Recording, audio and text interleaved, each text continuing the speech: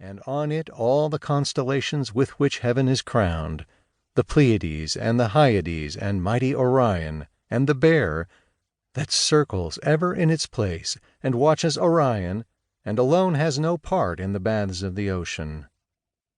In this early age the Greeks already seemed to conceive of an earth with surface curvature, if not a complete sphere. They knew the phases of the moon and the names of certain constellations and asterisms. They noted that one constellation, called the Bear, remained ever bright in the night sky, never dipping below the horizon into the sparkling sea.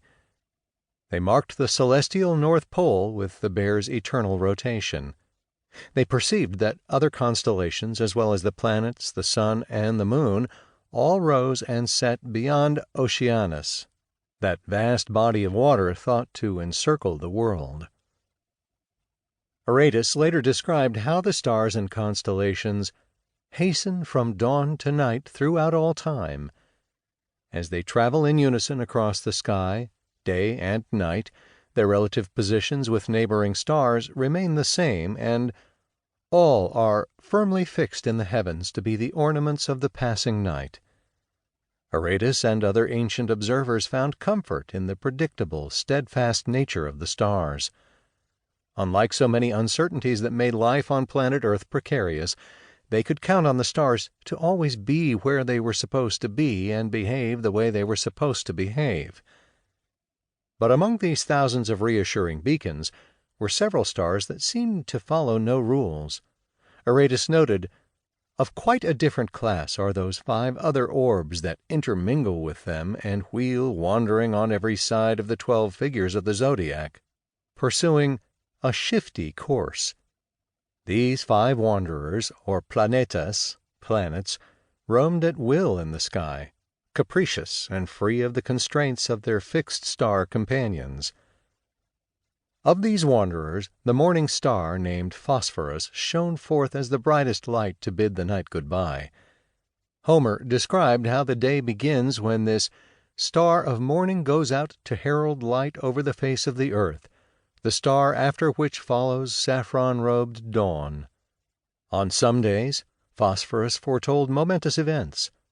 Homer praised the morning star for announcing the day that the long-lost Odysseus returned at last to his island kingdom after an absence of 20 years.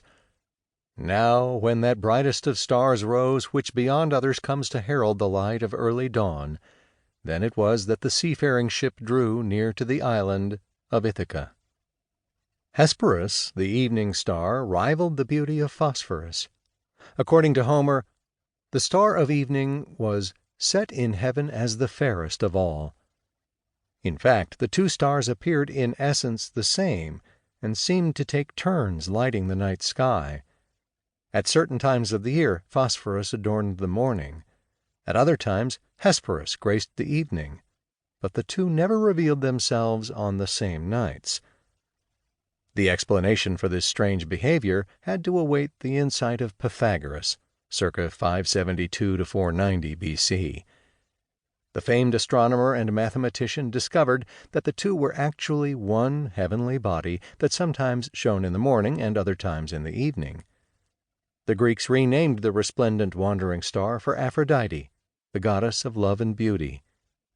Later, the Romans called the planet Venus, the second brightest celestial light in the night sky after the moon. On a clear and moonless night, her glow is capable of casting shadows on earth. Little wonder that she so amazed ancient observers. It seemed right that the 5 radiant wandering stars, or planets, should be named for the willful gods.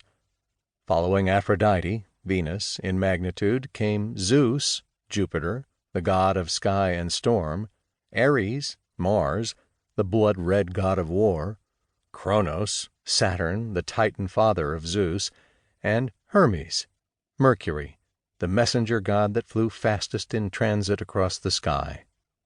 These 5 praiseworthy planets intrigued observers, but they proved too capricious in motion for practical uses. They could not be counted upon for marking cardinal directions or noting the passage of time and seasons. Instead, the Greeks depended on the ever-faithful fixed stars, especially those that